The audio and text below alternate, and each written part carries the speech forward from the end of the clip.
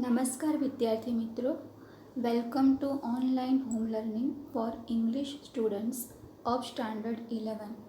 વિદ્યાર્થી મિત્રો, આજે આપણે આપણા અભ્યાસક્રમમાં આગળ unit 4 read 1 mind body medicine આ પાઠની આપણે આજે સમજૂતી પ્રાપ્ત કરીશું.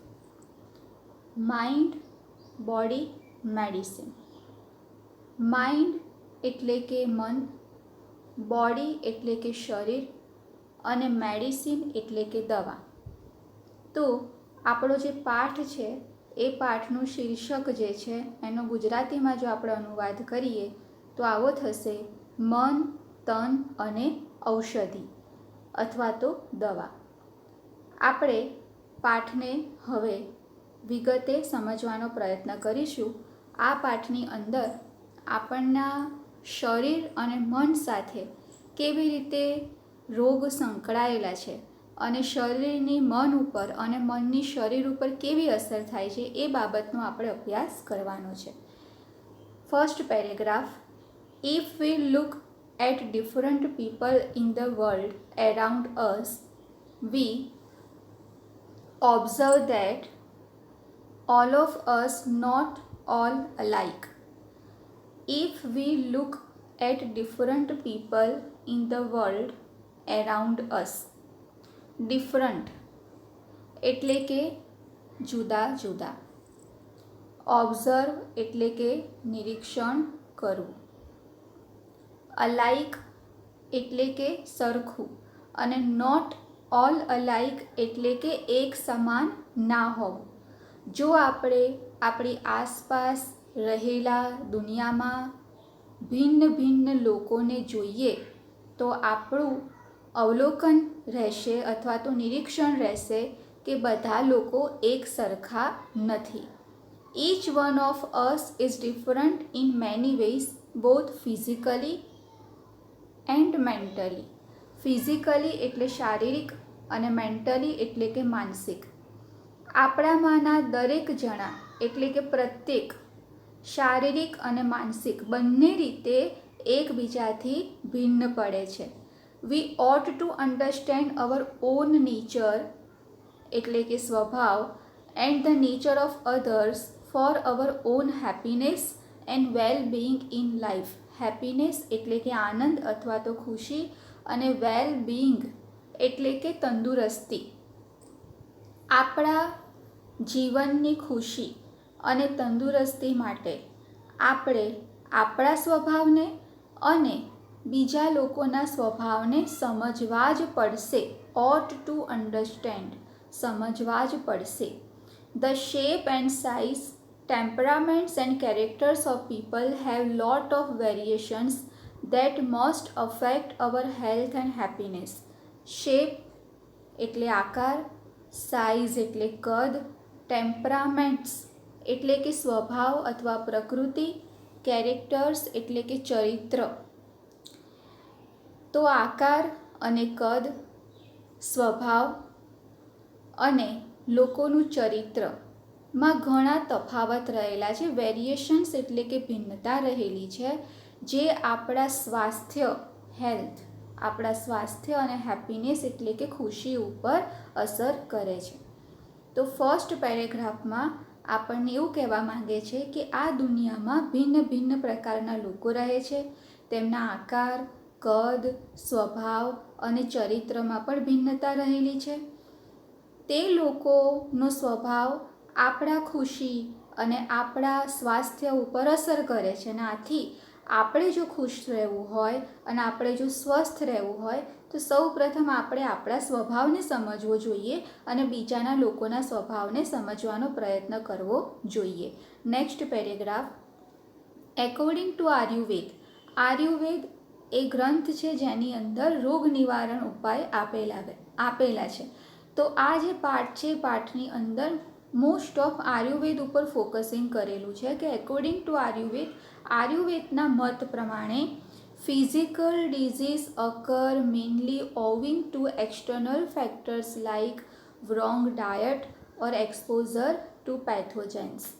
આપણે શબ્દને પણ સમજી લઈએ. ફિઝિકલ ડિઝીઝ ડિઝીઝ એટલે કે રોગ, શારીરિક રોગ. અકર એટલે કે બનવું. ઓવિંગ ટુ ના લીધે. એક્સટર્નલ ફેક્ટર્સ, એક્સટર્નલ એટલે બાહ્ય અને ફેક્ટર્સ એટલે કારણ.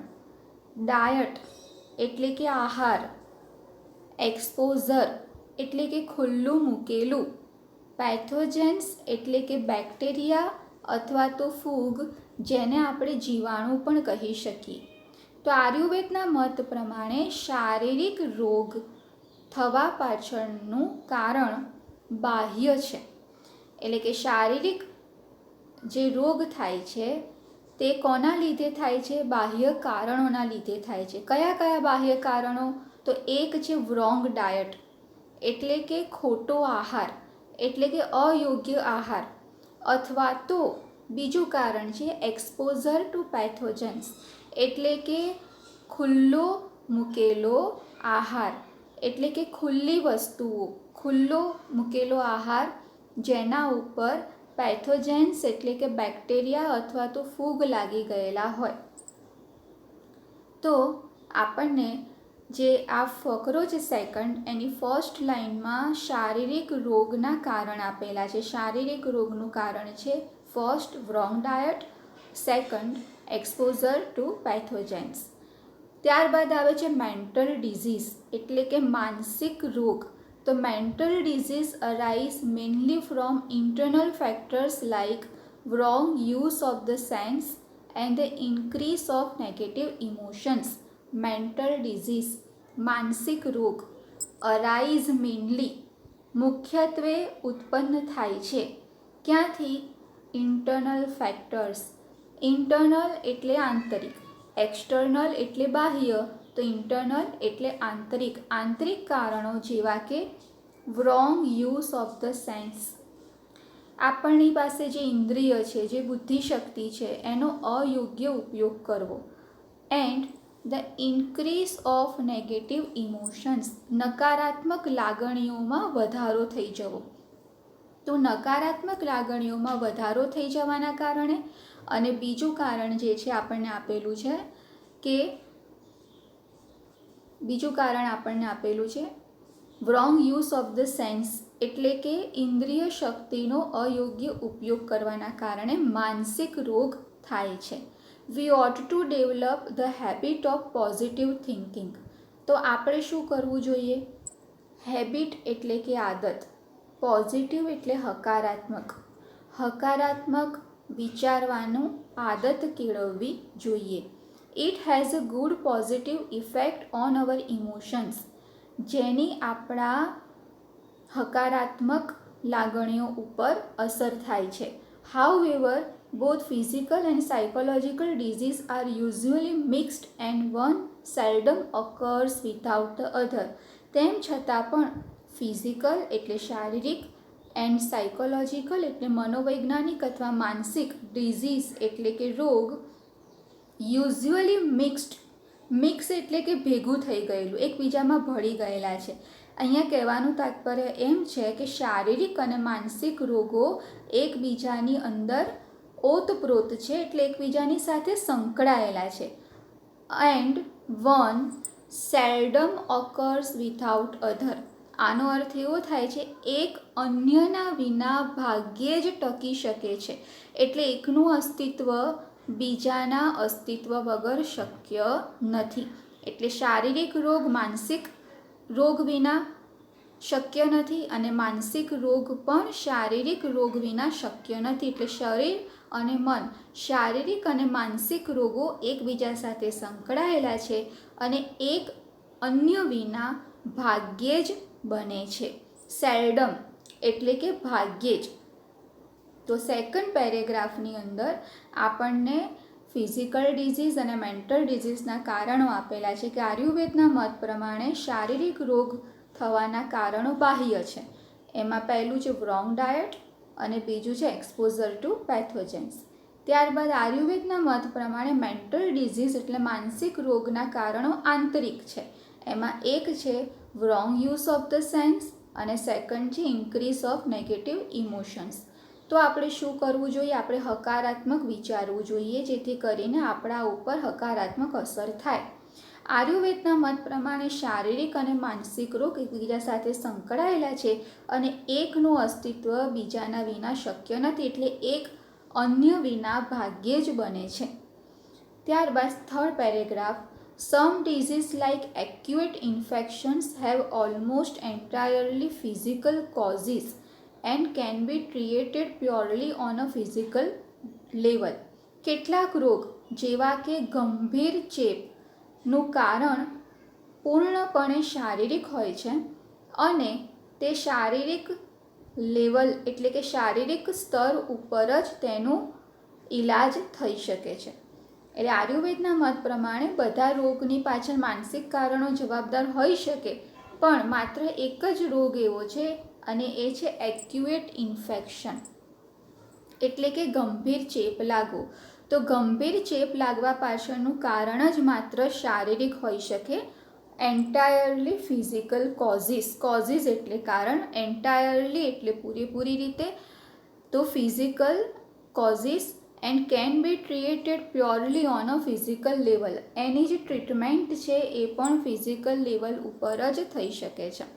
However most disease have psychological cause. તેમ છતાં મોટાભાગના રોગ એવા છે કે જેની પાછળ મનોવૈજ્ઞાનિક એટલે કે માનસિક કારણો હોય છે. All lasting disease have psychological effects. Lasting disease, લાંબા ગાળે જે રોગ રહે છે તે રોગની પાછળ મુખ્યત્વે માનસિક કારણ હોય છે અને જેની માનસિક અસરો થતી હોય છે. અ ફિઝિકલ ડિઝીઝ ડિસ્ટર્બ્સ ધ ઇમોશન્સ. શારીરિક બીમારી આપણી લાગણીઓને નુકસાન કરે છે. વીકન્સ ધ સેન્સીસ, આપણી ઇન્દ્રિયોને નબળી બનાવે છે. Which may result into physical troubles, જેના કારણે શારીરિક તકલીફો ઉત્પન્ન થઈ શકે છે. They lead to dietary problems. Dietary problems એટલે કે પાચન શક્તિને, પાચન તંત્રને લગતી સમસ્યાઓ. સ્ટ્રેઇન ધ હાર્ટ એટલે કે હૃદય અને નર્વ્સ એટલે કે ચેતાતંતુઓ ઉપર તણાવ ઉત્પન્ન થવો. વીકન ધ ફિઝિકલ બોડી, શારીરિક એટલે કે આપણું જે શરીર છે તે નબળું પડવું. તો લાંબા ગાળે જે બીમારી રહે છે તે બીમારી પાછળનું કારણ માનસિક હોય છે અને તેની માનસિક અસરો થતી હોય છે. શરીરની બીમારી આપણી લાગણીઓને નુકસાન કરે છે અને આપણી ઇન્દ્રિયોને નબળી બનાવે છે, જે લાંબા ગાળે આપણા માટે શારીરિક સમસ્યાઓ ઊભી કરી શકે. બીજી કઈ કઈ સમસ્યાઓ ઉત્પન્ન થાય? તો છે they lead to dietary problems, strain the heart and nerves, વીકન the physical body. આપણે પાચન શક્તિની સમસ્યા ઊભી થાય, આપણા હૃદય અને ચેતાતંતુઓ જે છે એમાં તણાવ ઉત્પન્ન થાય અને શરીર જે છે તે કમજોર એટલે કે નબળું પડતું જાય.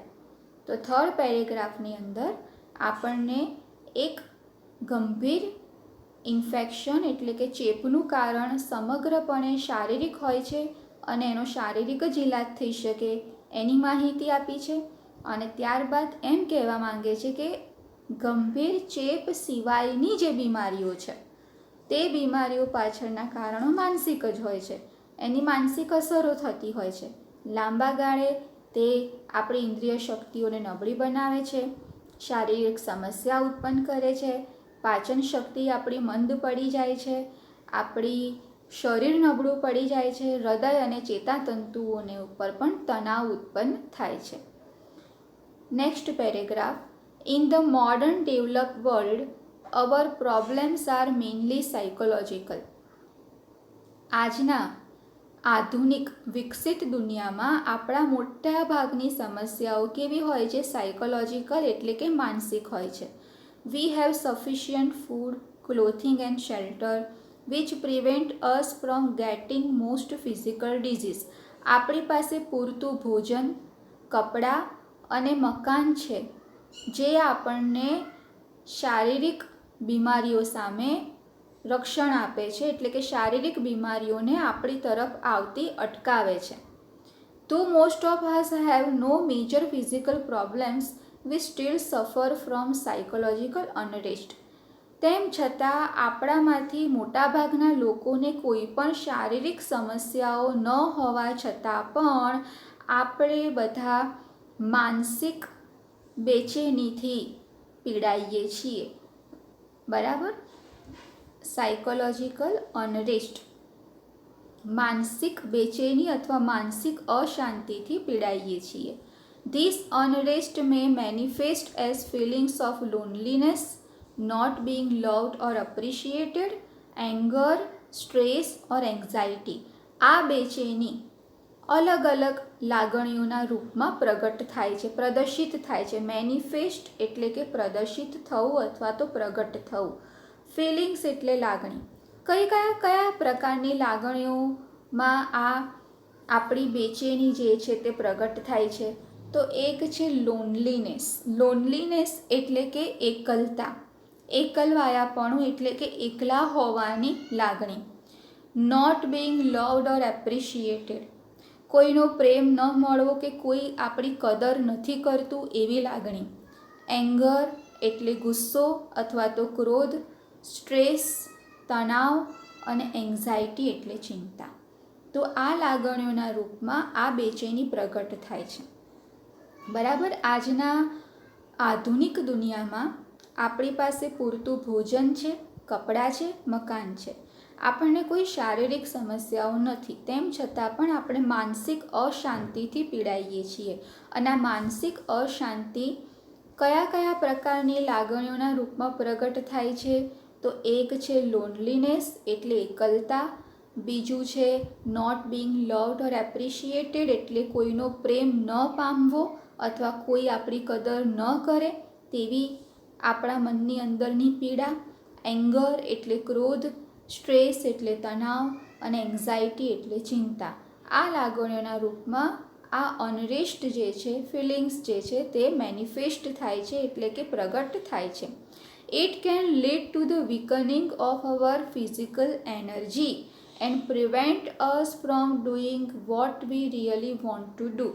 આ લાગણીઓ કઈ લાગણીઓ? Loneliness, not being loved, appreciated, anger, stress or anxiety lead to the weakening of our physical energy. શારીરિક ઉર્જા અથવા શારીરિક શક્તિને વીક એટલે કે નબળી બનાવી દે છે.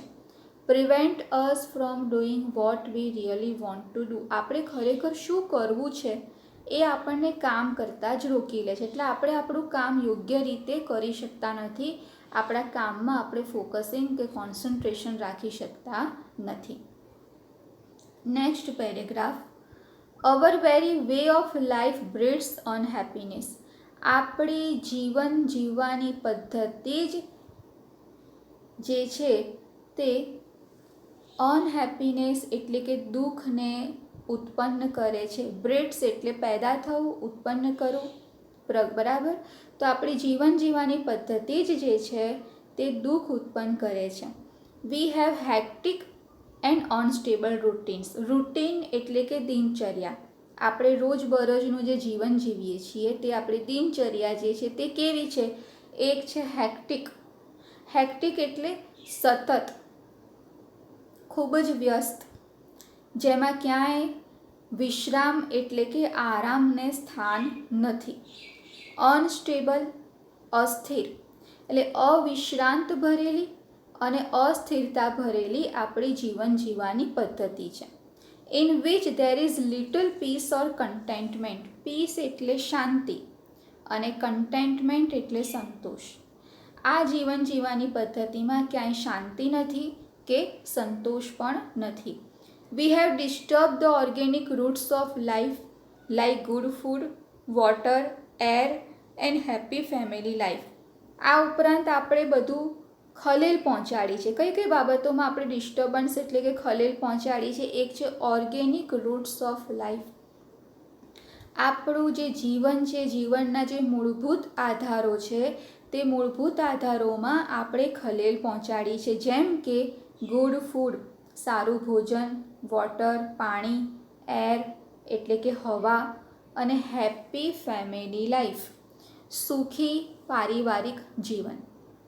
તો આ પેરેગ્રાફમાં આપણને શું કહેવા માંગે છે કે આપણી જીવન જીવવાની પદ્ધતિ જ દુઃખ ઉત્પન્ન કરે છે. આપણું જીવન અવિશ્રાંત ભરેલું છે, અસ્થિર છે, અને ત્યાં કોઈ શાંતિ કે સંતોષને સ્થાન નથી.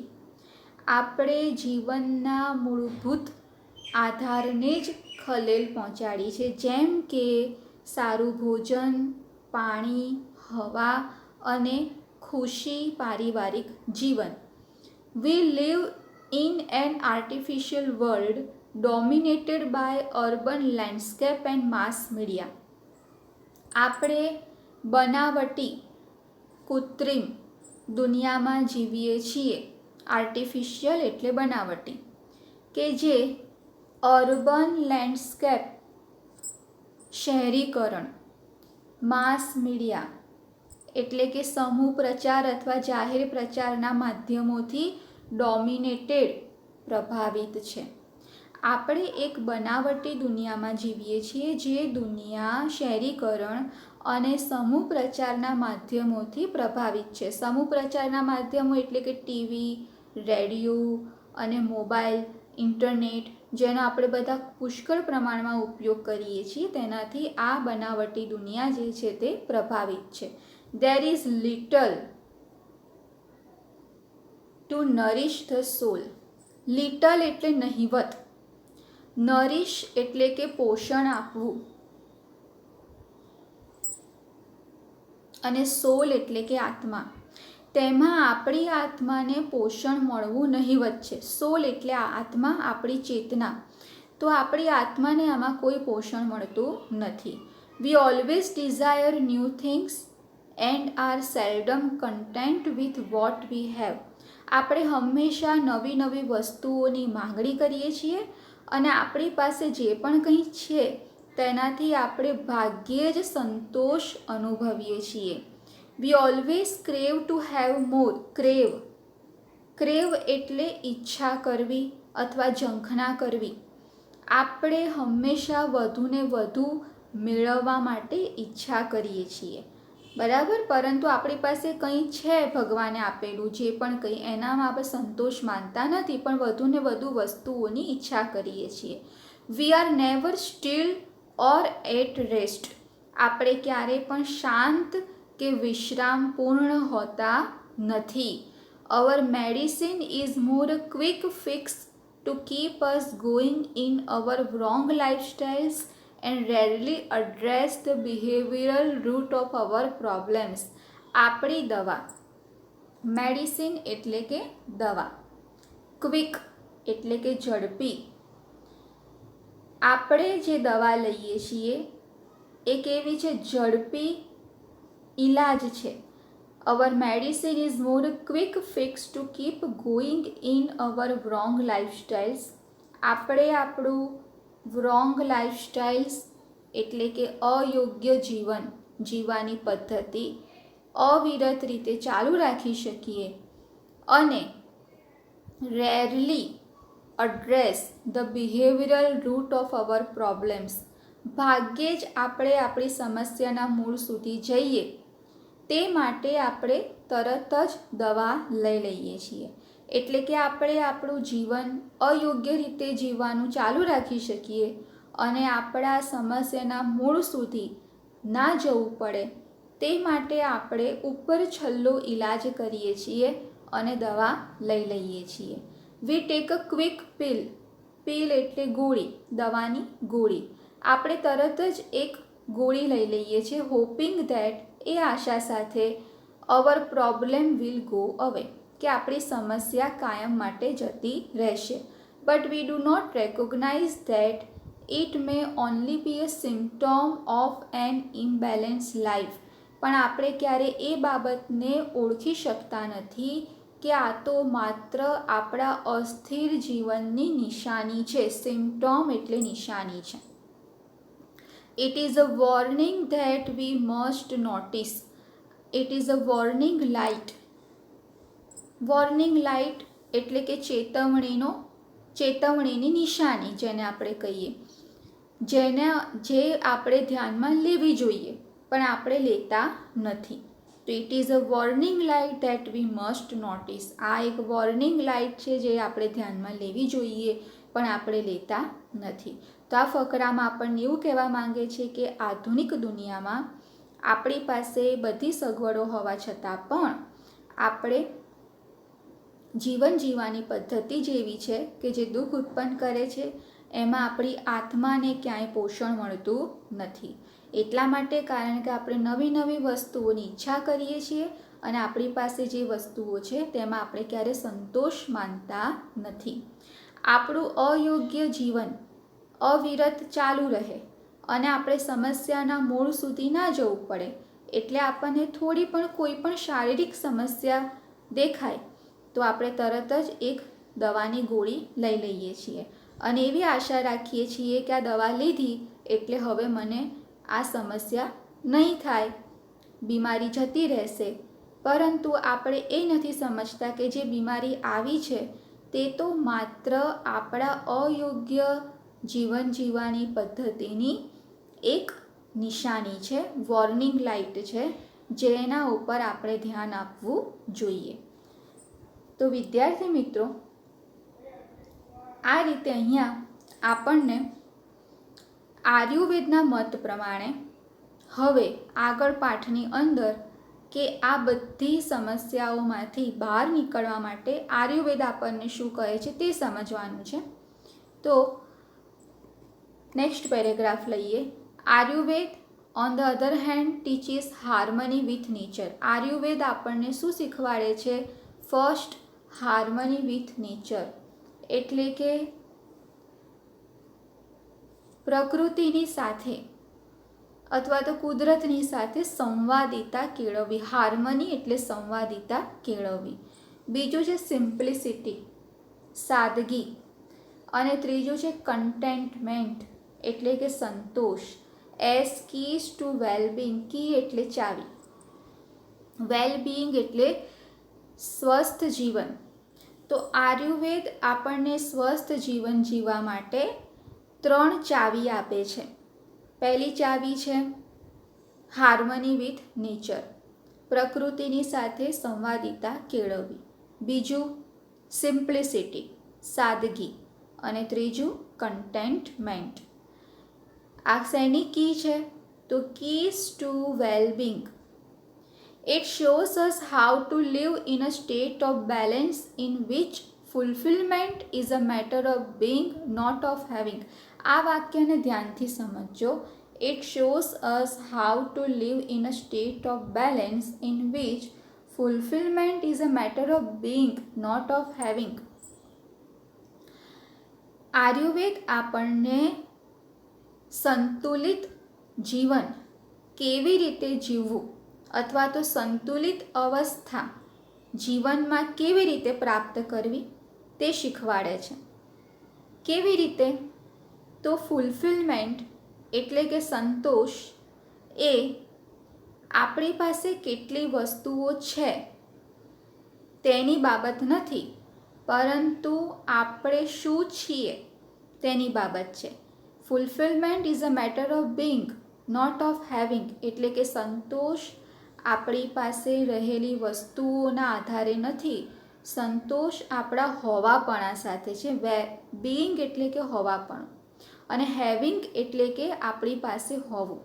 તો આપણી પાસે કેટલી વસ્તુઓ છે, આપણે કેટલી વસ્તુઓના માલિક છીએ એની સાથે સંતોષને નિસ્બત નથી. સંતોષને આપણા હોવાપણા સાથે નિસ્બત છે, એટલે કે આપણા સ્વ સાથે નિસ્બત છે, આપણી સાથે નિસ્બત છે. તો fulfillment is a matter of being, not of having. It connects us the source of creativity and happiness within ourselves so that we can permanently overcome our psychological problems. તે આપણને આપણા સર્જનાત્મક અને આપણા આનંદના સ્ત્રોત સાથે જોડી દે છે, જેથી કરીને આપણે કાયમ માટે માનસિક સમસ્યાઓમાંથી બહાર આવી શકીએ. Ayurveda provides a real solution to our health problems, which requires to change how we live, think and observe. Ayurveda આપણને સ્વાસ્થ્ય સંબંધિત સમસ્યાઓનું સાચું નિરાકરણ આપે છે કે જે આપણને કેવી રીતે જીવવું, કેવી રીતે વિચારવું અને કેવી રીતે અવલોકન કરવું તેમાં પરિવર્તન કરતા શીખવાડે છે. How to live, think and observe. કેવું જીવવું, કેવું વિચારવું અને કેવું અવલોકન કરવું તેમાં ફેરફાર કરવા પડશે, પરિવર્તન લાવવું પડશે અને તે પરિવર્તન આપણને આયુર્વેદ શીખવાડે છે. બરાબર. તો આ પેરેગ્રાફમાં આપણને કહેવા માંગે છે કે આયુર્વેદ જે છે એ આપણને 3 ચાવી આપી: harmony with nature, simplicity and contentment. બીજું, આયુર્વેદ આપણને એ પણ શીખવાડે છે કે fulfilment is a matter of being, not of having. ત્યારબાદ આ જે અન્ડરસ્ટેન્ડિંગ આપણામાં આવે એનાથી આપણે આપણા સર્જનાત્મક અને આનંદના સ્ત્રોત સાથે કનેક્ટ થઈ જઈએ છીએ અને કાયમ માટે માનસિક બીમારીઓમાંથી બહાર આવી જઈએ છીએ.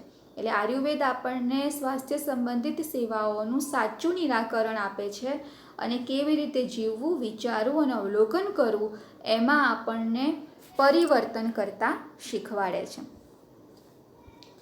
ત્યારબાદ વિદ્યાર્થી મિત્રો, લેવલ્સ ઓફ આયુર્વેદિક હિલિંગ શરૂ થાય છે.